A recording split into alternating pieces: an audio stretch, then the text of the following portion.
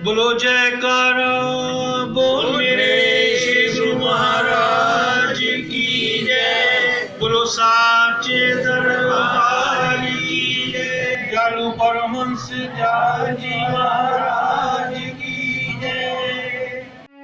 एक रोज इरशाद हुआ कि संतोष उसको कहते हैं जो न पाई हुई चीज की खुशी करे और न पाई हुई चीज के इष्ट अनिष्ट यानी भले बुरे में राग व द्वेष करे। संतोषी आदमी सदा आनंद में रहता है और आत्मा के ठहरे रहने से तृप्त रहता है।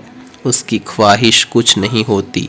संतोष होने से उसका हृदय खिला रहता है।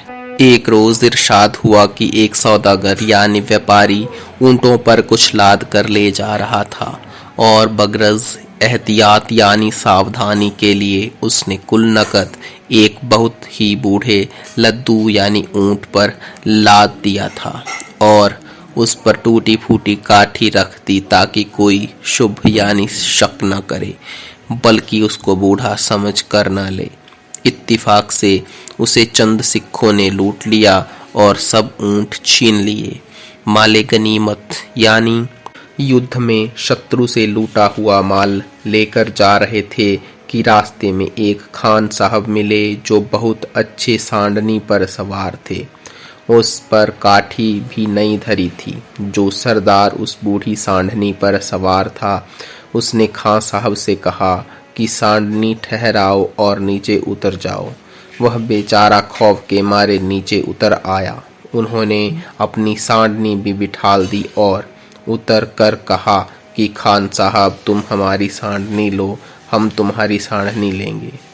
खान साहब ने जब इनकार किया तो मारने को तैयार हो गए और कुछ दस्तरराजी यानी हाथापाई भी की। आखिर जिसकी लाठी उसकी भैंस। मजबूर खान साहब ने बूढ़ी सांडनी बदल ली और सवार होकर घर पहुंचे। जब आकर काठी उतारी तो कुछ झन्नाटे की आवाज आई। गौर से देखा तो काठी के अंदर थैलियां अशरफियों की रखी थी।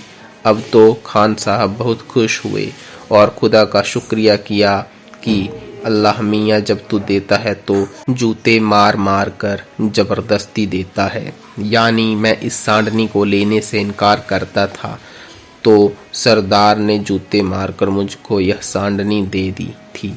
सो जब वह ईश्वर देना चाहता है तो चप्पर फाड़ कर देता है, वरना उम्र भर सिर खपाओ वही 3 काणे का दांव मौजूद है।